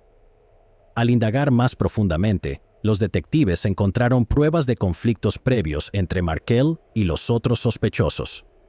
Esto sugería que el crimen no fue un acto al azar, sino el resultado de tensiones crecientes entre ellos. Estos conflictos pudieron haber sido alimentados por problemas personales o rencores, aunque las motivaciones exactas detrás del tiroteo seguían sin estar claras. Incluso sin un motivo definido, la combinación de evidencia de ADN, la pista de Crime Stoppers y las declaraciones de los sospechosos ayudaron a construir un caso sólido. El 15 de abril del año 2021, los agentes de la ley arrestaron a Raheem Jarrett Griffin, Destany Maria Fields y a Chris Thomas Capatino, quienes fueron acusados del crimen fatal, conspiración criminal y otros delitos relacionados. Griffin enfrentó cargos adicionales por posesión de un arma durante un crimen violento. Los tres sospechosos fueron llevados al centro de detención del condado de Greenville, donde permanecieron sin derecho a fianza. El 18 de abril del año 2024, después de un juicio que duró 4 días, el juez de circuito Patrick Cleburne, Fant III, sentenció a Raheem Jarrett Griffin, de 31 años, a 45 años por el crimen y 5 años adicionales por posesión de un arma durante un acto violento. Capatino y Fields enfrentarán sus propios juicios en los próximos meses. El arresto y la condena representaron un punto de inflexión significativo en el caso. Brindaron cierto grado de cierre a la familia de Markel y a su comunidad, quienes habían esperado justicia durante mucho tiempo. Hockey Shepard. En 1985, una querida maestra de Kinston, Carolina del Norte, fue brutalmente agredida y tiroteada en su casa. El caso permaneció sin resolver durante casi 40 años, pero gracias a las pruebas de ADN, llegó a su fin en el año 2024. El 8 de enero de 1985, miembros del Departamento de Policía de Kinston respondieron a la residencia de Hockey Shepard, de 62 años, ubicada en el número 1100 de la calle Caswell Este en Kinston. Hockey era una maestra jubilada que vivía sola. Fue encontrada sin ropa en el suelo de su vivienda por una amiga. Había sido agredida, baleada y apuñalada.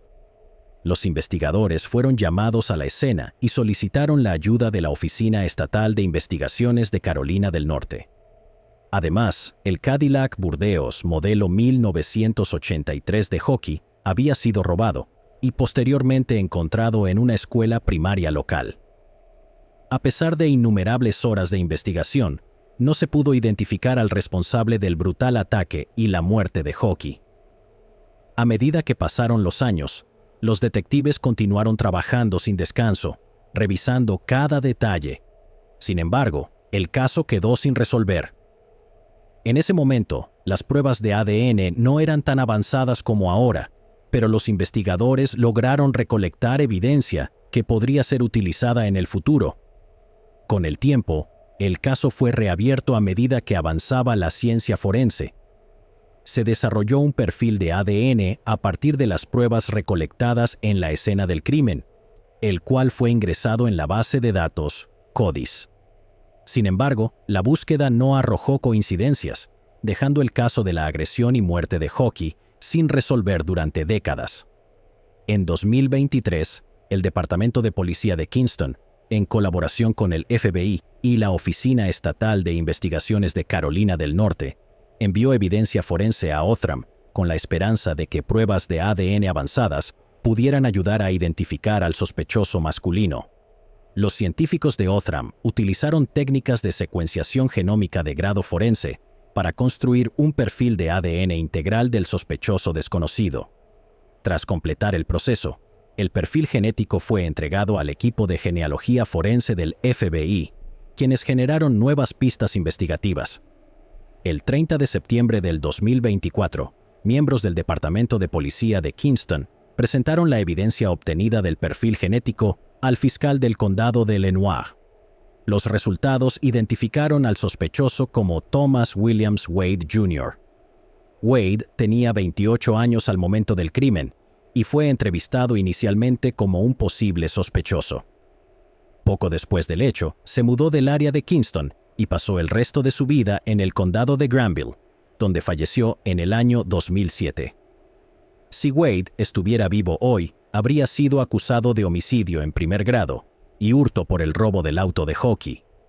Esta información ayudó a brindar cierre a la familia de Hockey Shepard después de 39 largos años de espera. El detective jubilado Tommy Lewis, quien fue una de las primeras personas en llegar a la escena en 1985, dijo sentirse orgulloso de que él y el resto del Departamento de Policía de Kinston nunca se dieron por vencidos. A lo largo de los años, Lewis nunca dejó de pensar en Hockey. El hijo del sospechoso, Thomas Wade III, comentó que se enteró de que su padre era sospechoso tras recibir cientos de llamadas y mensajes después del anuncio de la policía de Kinston. Expresó sentirse molesto porque considera que su padre está siendo señalado como culpable sin un debido proceso, y ahora le toca a él defender la dignidad de su padre. Thomas dijo: «Mi padre ya no está aquí. Entonces, ¿por qué mi familia está siendo torturada y públicamente humillada? Eso no está bien. La situación ocurrió hace 40 años, pero esto no es justicia. Esto es abrir heridas. Tanto la víctima como el acusado llevan mucho tiempo fallecidos. Si mi padre realmente hizo esto, entonces debería haber enfrentado la justicia por ello». Sin embargo, Thomas dice que cree que el público ya ha decidido que su padre es culpable. Thomas asegura que habló con un oficial sobre el caso y siente que la evidencia no vincula a su padre directamente con este crimen, solo con el asalto. Dijo que no tienen un arma ni huellas dactilares. Thomas espera cambiar el enfoque hacia recordar a su padre como un pilar en su comunidad y en la vida.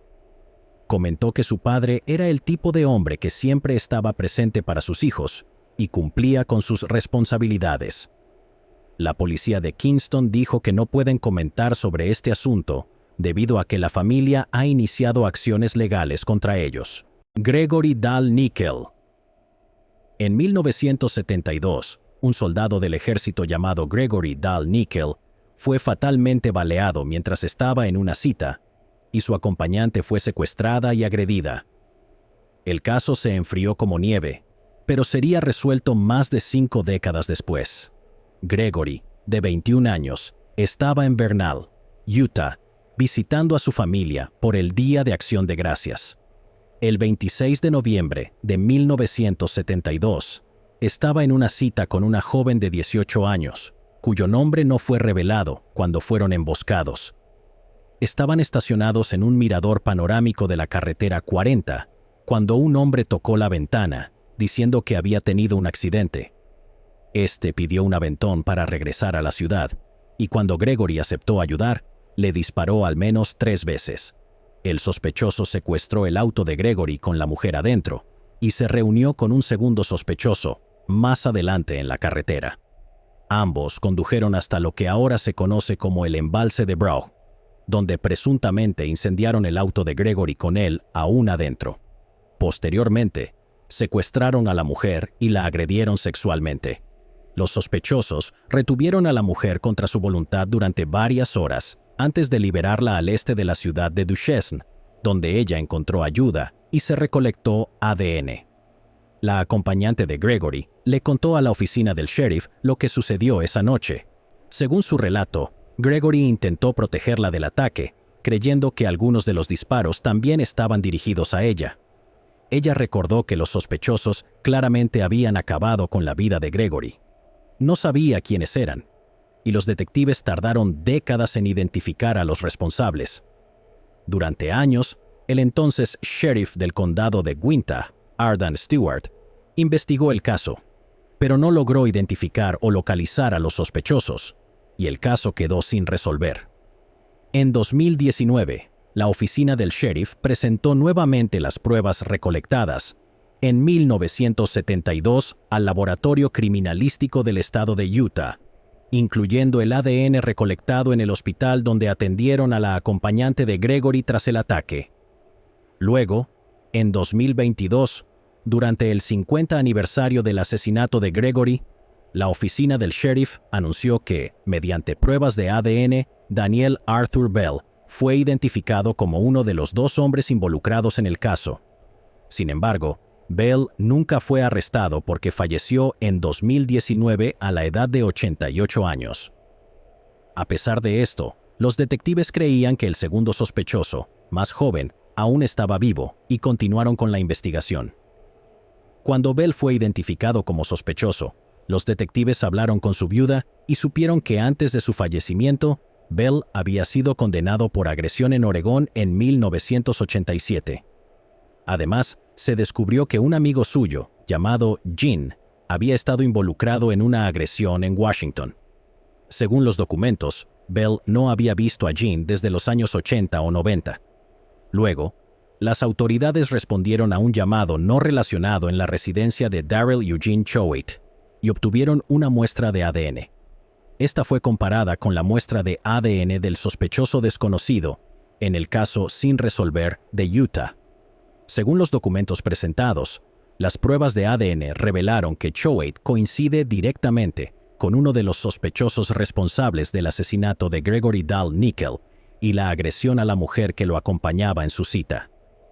Esta coincidencia directa de ADN es prueba de que Choate es uno de los 2 sospechosos y no solo un pariente cercano de uno de ellos. Los detectives descubrieron que Choate, de 74 años, quien reside en Tooele, Utah, tiene un extenso historial criminal. Según las acusaciones, Choate también ha hecho declaraciones donde asegura que puede leer mentes. Lynette Nickel Ray, hermana de Gregory, dijo en un comunicado: «Cuando mi hermano fue asesinado, hablé con él. Por supuesto, él no estaba allí, pero sabía que estaba presente en espíritu. Le dije, hace 52 años, que nunca me detendría. Iba a encontrar a quien le hizo esto. Solo quiero poder mirarlo a la cara y preguntarle por qué». El 1 de noviembre del 2024, Choate fue acusado de asesinato en primer grado, un delito grave. Sin embargo, debido a problemas médicos no especificados, no fue arrestado en ese momento. El 26 de noviembre, 52 años después del día en que ocurrió el crimen, Choate fue arrestado y trasladado a Vernal, donde está detenido en la cárcel del condado de Uintah.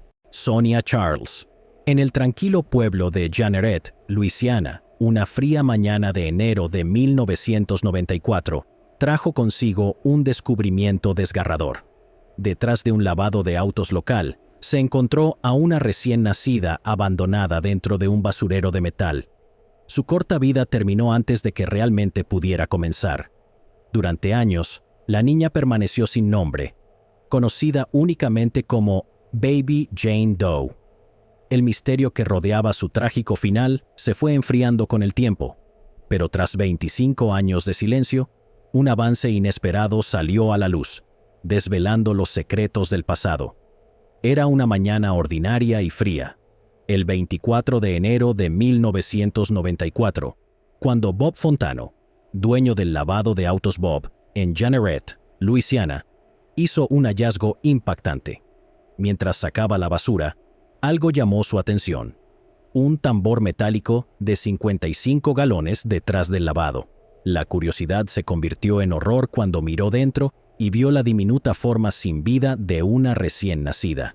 La pequeña, luego apodada Baby Jane Doe por los investigadores, yacía en la basura con el pulgar en la boca. Su cordón umbilical y la placenta aún estaban adheridos. La bebé había estado viva solo unas pocas horas antes de sucumbir al intenso frío. Las temperaturas habían bajado a los 4 grados centígrados durante la noche, y dentro del helado tambor metálico, la bebé había fallecido trágicamente. Las autoridades llegaron rápidamente al lugar, pero las investigaciones iniciales revelaron pocas pistas. No había señales de trauma externo o interno en el cuerpo de la niña, pero una manta, una faja y un recibo de 4 días de antigüedad, encontrados cerca del lugar, sugerían que el nacimiento de la bebé había sido ocultado.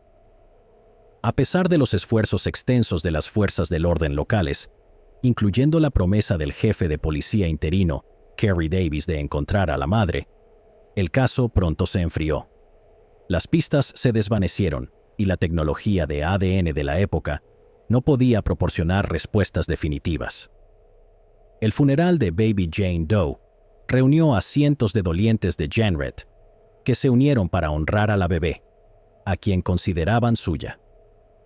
Oficiales del Departamento de Policía de Jeanerette actuaron como portadores del féretro, y los habitantes del pueblo donaron un vestido de bautizo blanco, un gorro y hasta una muñeca Raggedy Ann para asegurar que la bebé no fuera enterrada sola. La investigación se prolongó durante años sin nombre, sin sospechosos y sin respuestas. Sin embargo, 25 años después, un renovado impulso por resolver el caso lo abriría de par en par. En 2019, surgió un avance desde la fuente menos esperada: los avances en la tecnología de ADN. Todo comenzó cuando la oficina del sheriff de Iberia Parish reabrió el caso tras un renovado esfuerzo de un grupo local de defensa de casos sin resolver, decididos a llevar justicia a la olvidada bebé. El detective Scott Hotard asumió el liderazgo de la investigación y, con la ayuda del laboratorio criminalístico de Acadiana, las pruebas recolectadas en la escena del crimen fueron reexaminadas con una perspectiva renovada.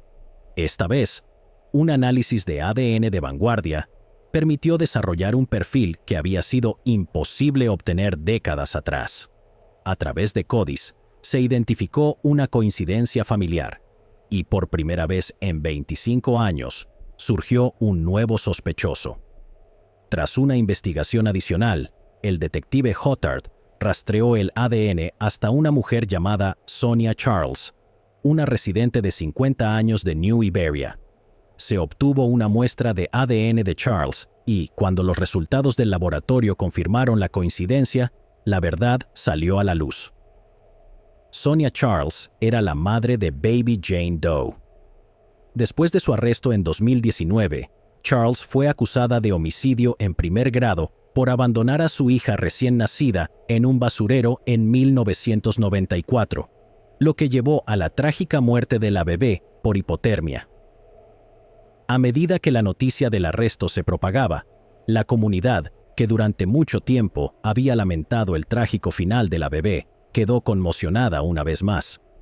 Muchos creían que el caso permanecería sin resolverse, pero con Charles enfrentando cargos graves, la justicia comenzó a tomar forma. Charles fue ingresada en la cárcel de Iberia Parish en espera de su audiencia de fianza. El proceso legal apenas comenzaba. En 2023, un gran jurado del Tribunal del Distrito Judicial número 16 acusó formalmente a Charles de homicidio en segundo grado, lo que señaló que el caso avanzaría a juicio. La acusación trajo una renovada atención a la tragedia y planteó muchas preguntas sobre qué llevó a Charles a abandonar a su recién nacida de una manera tan cruel. Se esperaba que la defensa argumentara una reducción de los cargos, posiblemente enfocándose en las circunstancias que rodearon el embarazo y el estado mental de Charles en ese momento. Sin embargo, los fiscales se mantuvieron firmes en su búsqueda de justicia para la bebé, argumentando que las acciones deliberadas de Charles llevaron directamente a la muerte de la niña. Mientras el caso avanzaba en los tribunales, la gente de Jenrette mantenía la esperanza de que Baby Jane Doe por fin recibiera no solo justicia, sino también la dignidad de una identidad adecuada. Un nombre que reemplazara el anonimato que había llevado durante 25 años. Sarah Jane Carr, una madre amorosa de 6 hijos de Phoenix, Arizona, fue fatalmente tiroteada en su casa en 1998. El nombre del agresor permaneció desconocido durante más de 2 décadas, aunque la policía sabía cómo era físicamente. Luego, en 2016, la policía descubrió su nombre. Sin embargo, aunque ya sabían quién era, el sospechoso permaneció prófugo hasta que fue localizado y llevado ante la justicia. El 9 de julio de 1998, alrededor de las 11:12 de la noche, Sarah Jane Carr, de 28 años, fue tiroteada dentro de su casa cerca de la calle 14 y la carretera McDowell. Una persona que llamó al número de emergencias informó que una mujer había sido baleada y que un hombre había apretado el gatillo. Cuando los oficiales de la policía de Phoenix llegaron a la escena y entraron al hogar, encontraron a Sarah Jane sin vida en el suelo. Había recibido un disparo fatal en el rostro. El testigo que llamó al número de emergencias vio al hombre que le disparó y proporcionó a la policía una descripción. El caso fue entregado a los detectives de la Unidad de Homicidios del Departamento de Policía de Phoenix. Los detectives originales que trabajaron en el caso solo conocían al hombre por su apodo, G. Sin embargo, no pudieron averiguar el nombre completo del sospechoso. La investigación del caso de Sarah se enfrió con el paso de los años, ya que los detectives no lograron identificar al responsable. En 2016, los detectives de casos sin resolver pudieron utilizar nueva tecnología para conectar el tiroteo con Javier Lorenzano Núñez, de 58 años. Los detectives descubrieron que Lorenzano Núñez pasó varios años en California después de cometer el crimen, antes de mudarse a México. Casi 10 años después de que fuera identificado, la policía en Phoenix y la oficina del fiscal del condado de Maricopa acusaron formalmente a Javier Lorenzano Núñez y emitieron una orden de arresto por el homicidio de Sarah. Los detectives contactaron a la Oficina de Asuntos Internos del Departamento de Justicia de los Estados Unidos, que trabajó con las autoridades mexicanas para localizar y arrestar a Lorenzano Núñez. El Departamento de Justicia y el Servicio de Alguaciles de los Estados Unidos coordinaron para finalizar y completar la extradición de Lorenzano Núñez, de 58 años, a Phoenix el 23 de octubre del 2024. El Departamento de Policía de Phoenix tomó la custodia de Lorenzano Núñez, quien fue ingresado en la cárcel por la orden de arresto pendiente relacionada con el caso. Después de 26 años, el sospechoso en el caso de Sarah Jane enfrentará cargos por sus acciones de julio de 1998. Peggy Carr, hermana de Sarah, expresó: "Creo que ahora ella está bailando en el cielo". Sarah Jane fue una madre amorosa para sus 6 hijos, quienes en su mayoría la conocen a través de los preciados recuerdos compartidos por otros. Jessica Miller, hija de Sarah, dijo: "Ella tenía un corazón muy bondadoso. Amaba la banda Journey, así que cada vez que escucho su música, es difícil, pero siempre pienso en ella". La familia de Sarah temió durante años que la justicia nunca llegara, pero nunca dudaron en mantener vivo su recuerdo. Gregory Miller, su hijo mayor, quien tenía 11 años cuando perdió a su madre, recordó: "Siempre estaba ahí para nosotros, haciendo lo correcto por sus hijos. Fue una gran madre. Era realmente fuerte". Garrett, otro hijo de Sarah, canalizó su dolor convirtiéndose en policía en Austin, Texas. Expresó: "Crecer preguntándome si alguna vez habría justicia o cierre fue algo que no me gustó, y no quería que otros pasaran por eso". Después de graduarse de la academia, Garrett recibió un par especial de esposas, con las que soñaba atrapar al responsable de la muerte de su madre. Garrett describió el momento culminante cuando entregó sus esposas al detective y vio cómo éstas reemplazaron las del alguacil. La familia de Sarah se sintió abrumada por la emoción al enterarse de que Lorenzano Núñez fue acusado por el homicidio. Su mensaje para otras familias que buscan justicia en casos sin resolver es nunca perder la esperanza, mantenerse en contacto con los detectives y ser pacientes, ya que la justicia puede tomar tiempo. Byron Howard Carr. En 1988, un hijo, hermano y amigo amoroso, así como un maestro respetado y buen vecino, fue brutalmente arrebatado de este mundo. Pruebas forenses significativas permitieron a la policía atrapar al responsable. Byron Howard Carr, de 36 años, era profesor de inglés en la Escuela Secundaria Regional de Montague. En las primeras horas del 11 de noviembre de 1988, Byron fue estrangulado con una toalla en su dormitorio, en su casa en la avenida Lapthorne, Charlottetown, Canadá. Su cuerpo también presentaba múltiples heridas de arma blanca. El asesinato de Byron sacudió a la ciudad, a sus amigos, a su familia y a la comunidad LGBTQ. Cuando se descubrió su cuerpo, había un mensaje escrito con tinta en la pared que decía: "Volveré a matar". La policía indicó que creían que Byron había tenido relaciones consensuadas con un joven que llevó a su casa, y presumían que ese joven era el asesino. Byron mantenía su orientación sexual en secreto, pero esta salió a la luz tras su fallecimiento. El jefe Brad McConnell describió esa época como un periodo oscuro y desafortunado en la historia de la isla del Príncipe Eduardo, que obligaba a personas como Byron a socializar en las sombras y a tomar riesgos innecesarios. Este caso ha sido el único caso sin resolver en tiempos modernos en la isla del Príncipe Eduardo. Permaneció sin avances durante muchos años hasta que fue reabierto en 2007. La policía tenía esperanzas en los avances de la tecnología de ADN, particularmente en las pruebas recogidas de la ropa interior encontrada en la casa de Byron. Se utilizó genealogía genética para comparar el ADN de la escena del crimen.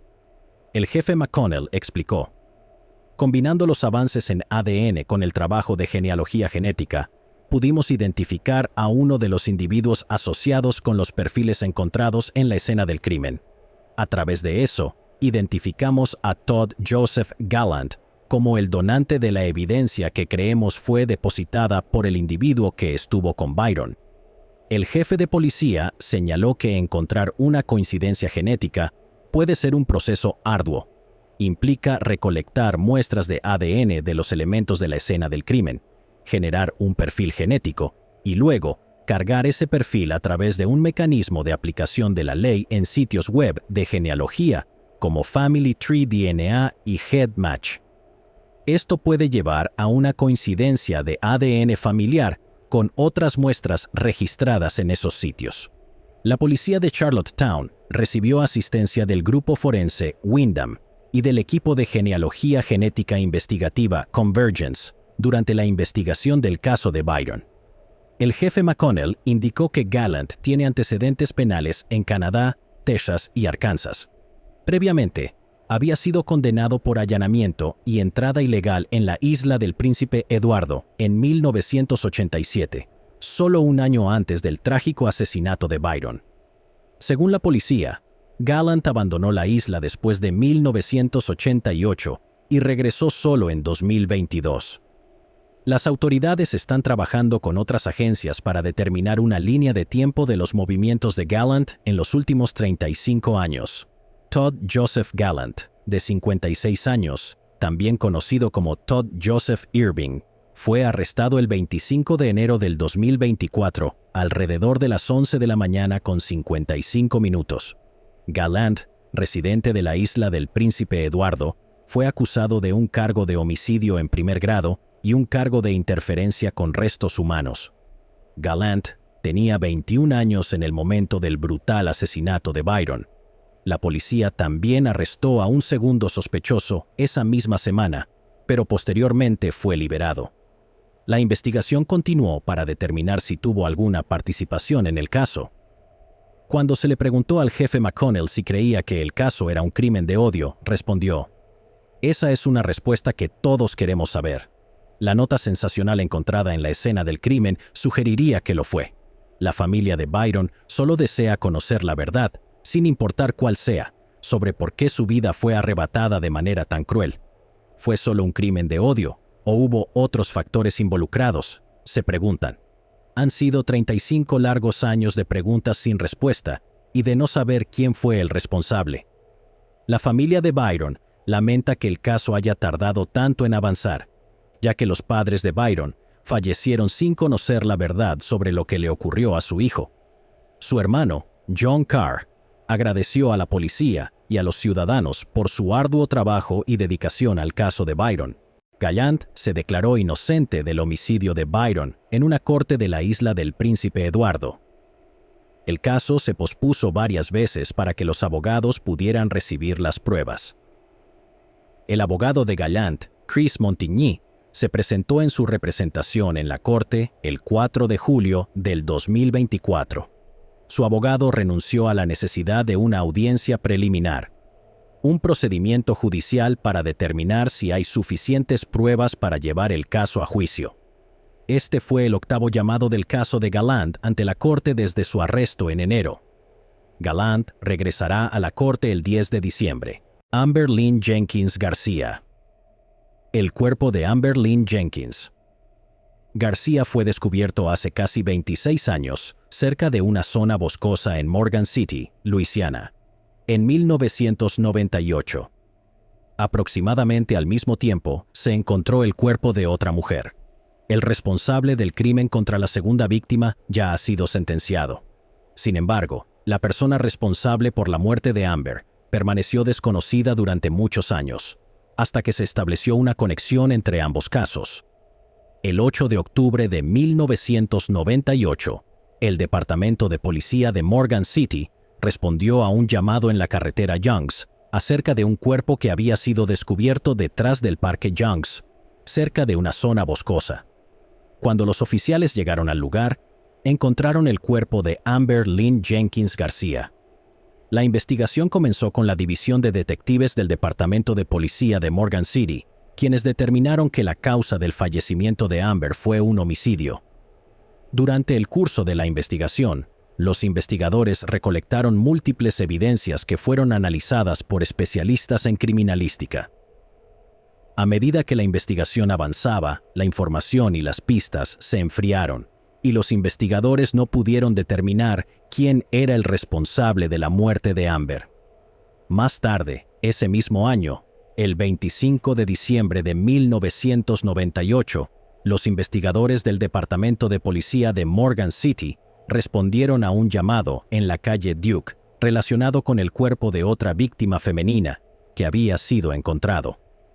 Los investigadores determinaron que el cuerpo pertenecía a Jennifer Bedol. También concluyeron que su muerte fue el resultado de un homicidio. Los investigadores identificaron a John Willis Pittman Jr. como sospechoso en el caso de Jennifer. Pittman tenía 18 años en el momento del crimen. Fue acusado y posteriormente se declaró culpable de homicidio en la Corte Judicial del Distrito 16. Fue sentenciado a 40 años de trabajos forzados y quedó bajo custodia del Departamento de Correcciones de Luisiana. A lo largo de los años, los investigadores revisaron el caso de Amber para intentar encontrar nuevas pistas sobre su muerte. A principios del 2024, los investigadores en Morgan City resolvieron un caso de homicidio de hace un cuarto de siglo y no tuvieron que ir muy lejos para encontrar a su sospechoso. Los investigadores de la División de Detectives del Departamento de Policía de Morgan City volvieron a presentar las pruebas recolectadas en la escena del crimen de Amber al Laboratorio Criminalístico de Acadiana. Con los avances tecnológicos en este campo, los resultados revelaron que el ADN recolectado de la escena vinculaba a John Willis Pittman Jr. con el caso de Amber. Gracias a las nuevas pruebas, la investigación fue reactivada. Los investigadores obtuvieron una orden de arresto contra Pittman por cargos de homicidio en segundo grado en relación con el caso ocurrido hace 26 años. Pittman, quien aún está encarcelado en el Centro Correccional Elaine Hunt por el homicidio de Jennifer Bedell, será acusado también de la muerte de Amber. Pittman permanecerá bajo custodia y será procesado por los nuevos cargos mientras espera los procedimientos judiciales en la Corte Judicial del Distrito 16. El jefe Chad M. Adams, del Departamento de Policía de Morgan City, dijo: «Deseo reconocer el trabajo de todos los investigadores, desde aquellos que participaron en la investigación original hasta los que revisaron el caso a lo largo de los años, así como a los investigadores actuales que lograron concluir esta investigación del horrible homicidio. El trabajo de todos estos investigadores ha traído justicia, no solo para Amber, sino también para la familia que dejó atrás. Amber era hija y madre». A medida que esta investigación llega a su fin, el jefe Adams y los investigadores del Departamento de Policía de Morgan City han estado en contacto y se reunieron con la familia de Amber. La familia de Amber está aliviada y muy agradecida de que por fin se haya resuelto su caso. William Joseph Pennell. Los restos de un hombre no identificado fueron encontrados en un campo en Markham, Ontario, Canadá, en julio de 1980. El individuo pasó a ser conocido como Markham Doe y su identidad permaneció como un misterio hasta que fue identificado con la ayuda de nueva tecnología de ADN.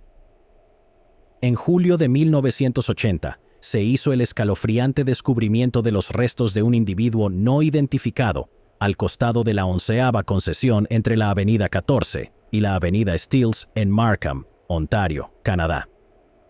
El descubrimiento fue hecho por un residente local. Al inicio de la investigación, los investigadores tenían muy poca información. En ese momento, se determinó que los restos pertenecían a un hombre blanco de entre 25 y 40 años. Al no poder identificar al hombre, pasó a ser conocido como Markham Doe.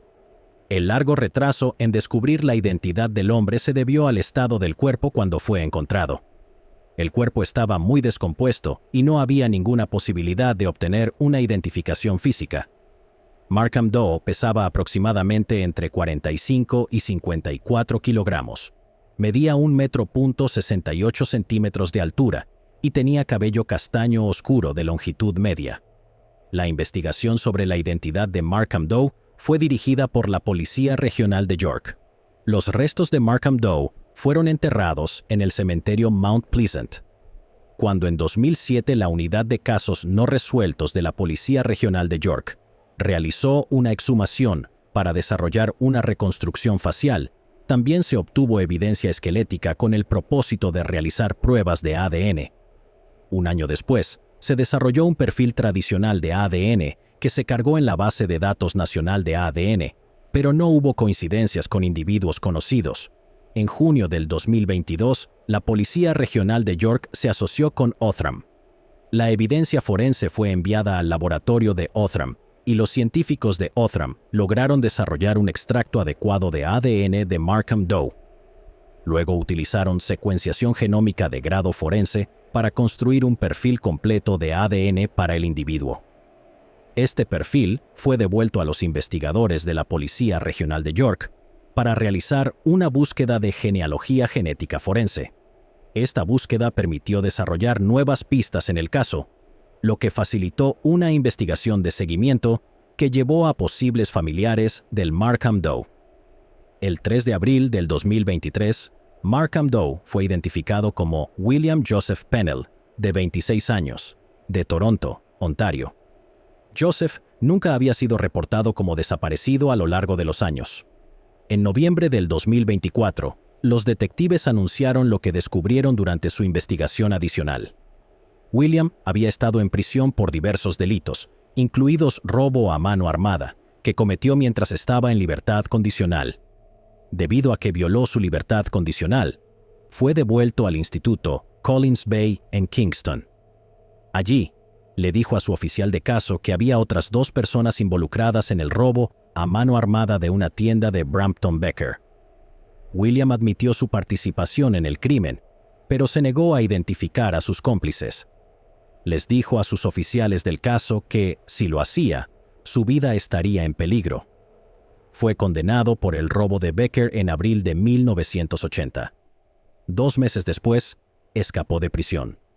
Los registros de la fuga parecen haberse perdido. William aparentemente le dijo a un amigo que planeaba escapar a Sudamérica, lo que se reportó como su último contacto antes de que se descubrieran los restos no identificados un mes después. Después de más de 4 décadas, Markham Doe ha sido identificado. Ellsworth Arthur Teed, en agosto de 1934, el primer oficial de caza y pesca de tiempo completo de Idaho, desapareció mientras realizaba un viaje para investigar caza ilegal cerca de un área llamada Boulder Gulch, en las montañas al sur de Mullan, Idaho. Ellsworth Teed no regresó a casa y su desaparición permaneció sin resolverse durante casi 90 años. Ellsworth Arthur Teed creció en el condado de Clearwater y trabajó en las minas durante muchos años. Luego se mudó al condado de Shoshone y asumió el trabajo de guardabosques. Ellsworth desapareció en agosto de 1934 en una zona de bosques densos cerca de Mullan, a 120 metros al sureste de Sandpoint. Recibió una llamada de que podía haber caza ilegal de ciervos y aves en el área. Había encontrado evidencia el día anterior y volvió a Boulder Gulch para capturar a los cazadores furtivos. Antes de salir, se despidió de su esposa Alma y se dirigió en su Ford Modelo A con un almuerzo empaquetado. Estacionó su auto en el cementerio de Mullan, cerca de la base de la carretera Boulder Creek, y se adentró en el área boscosa. Ellsworth nunca regresó y su familia nunca volvió a saber de él. Alma les dijo a los oficiales que investigaban la desaparición de su esposo que él siempre le avisaba si iba a estar fuera durante la noche y que no era habitual que desapareciera sin notificarle. Se esperaba que Ellsworth asistiera al funeral de un vecino en la tarde del 28 de agosto, un servicio que no habría querido perderse. Alma temía que hubiera sufrido un accidente o que hubiera sido víctima de violencia a manos de otros. Los oficiales de la ciudad, el condado y el estado, junto con cientos de voluntarios, liberados de sus turnos en la mina de Mullan, la mina Bunker Hill en Kellogg y la mina Hecka en Bork, peinaron las colinas. Buscaron a Ellsworth incansablemente e incluso utilizaron perros de rastreo y aviones durante la búsqueda. Fue una de las búsquedas más grandes registradas en el condado de Shoshone. Cuando los oficiales peinaron Mullan, encontraron el almuerzo empaquetado de Ellsworth y su abrigo dentro de su auto cerrado con llave. También descubrieron tumbas poco profundas de ciervos muertos y evidencia de caza fuera de temporada de aves en el área donde Ellsworth estaba buscando a los cazadores furtivos, lo que indicaba que podría haber sido interrumpido durante su investigación. El caso de Ellsworth fue considerado el caso sin resolver más antiguo del estado. Aunque el cuerpo de Ellsworth Arthur Teed nunca ha sido encontrado, su muerte ha sido considerada durante mucho tiempo un asesinato. Se rumoraba que Ellsworth fue asesinado por el mismo grupo que él estaba buscando, y estos rumores circularon en la comunidad de Mullan durante décadas, pero no pudieron ser corroborados debido a que nunca se encontró su cuerpo. Alma declaró a su esposo como fallecido ante un tribunal el 6 de febrero de 1942, 8 años después de su desaparición. Se le otorgaron beneficios conyugales, y así fue como el caso quedó estancado hasta décadas después. La historia del guardabosques desaparecido se transmitió de generación en generación a lo largo de los años, y cada persona tenía un relato extenso y detallado sobre el presunto asesinato de Ellsworth, relatos que fueron corroborados. En 2023, los investigadores creyeron haber resuelto el caso de la era de la Gran Depresión del guardabosques de Idaho que desapareció en las montañas. En febrero del 2023, el Departamento de Pesca y Caza de Idaho ingresó a Ellsworth en el Monumento Nacional de Oficiales de la Ley y en el Monumento de Oficiales de la Paz de Idaho para honrar su servicio cuando se perdió en el cumplimiento de su deber aquel día de 1934. Su conmemoración fue cubierta por estaciones de noticias locales, lo que motivó a las personas a ponerse en contacto con la oficina del sheriff sobre lo que les dijeron que le ocurrió hace tantos años. 4 personas se presentaron con información sobre lo que habían oído que sucedió. George Petland, su hijo adolescente John Robert Petland y otro adolescente, Oscar Downing, estaban cazando ciervos ilegalmente en el área de Mullan y se encontraron con Ellsworth. Petland acabó con la vida de Ellsworth y los 2 muchachos lo ayudaron a deshacerse del cuerpo.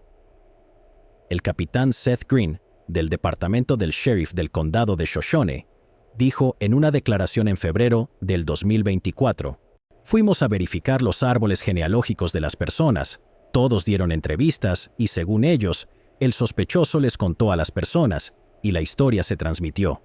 También nos aseguramos de que no escucharon la historia unos de otros. Eso es algo de lo que se debe estar atentos, por lo que estamos cerrando el caso». 4 personas dijeron lo mismo. Eso es lo mejor que se puede lograr para un caso tan antiguo. El capitán Green también dijo que la oficina del sheriff no liberará las declaraciones de los testigos ni más detalles sobre el presunto asesinato. Los oficiales tampoco realizarán una búsqueda de los restos de Ellsworth. El área ha tenido su parte de incendios y lluvias fuertes, lo que podría haber movido los restos a una zona completamente diferente. Las posibilidades de encontrarlos son mínimas. El capitán Green dijo que se siente bien haber encontrado respuestas. La familia restante de Ellsworth está aliviada de cerrar un misterio de 90 años. Adeline Watkins, investigadora del Departamento de Pesca y Caza de Idaho, dijo que el caso es único debido al tiempo que ha pasado desde que Ellsworth desapareció. No hay informes policiales que los investigadores puedan localizar, por lo que la mayor parte de su conocimiento provino de registros de periódicos y de boca en boca. Watkins todavía espera que más personas se presenten con información adicional, aunque el caso se considere cerrado, y se mostró feliz de haber podido darle a la familia Tidd algunas respuestas muy necesarias y cierre. Ellsworth era el tío abuelo del esposo de Melissa Seller Tidd. Ella conocía a sus 3 hijos y dijo que a menudo hablaban sobre su padre y cómo deseaban saber qué había pasado con él. Cuando desapareció, sus hijos tenían entre 8 y 14 años, y todos eran muy unidos con su padre. Melissa dijo, «Fue desgarrador. La familia quedó destruida por perderlo. Fue una historia triste durante años». Melissa dijo que uno de los hijos de Ellsworth tenía más de 80 años cuando falleció. Justo antes de morir, estaba llorando, deseando saber qué había pasado con su padre. Ella desearía que su familia hubiera tenido cierre antes de que fallecieran, como lo tuvieron ellos. Melissa dijo que está muy agradecida con los investigadores y las personas que se presentaron para ayudar a su familia. Llegados aquí, ¿acaso no has visto este otro crimen? Yo no me lo perdería,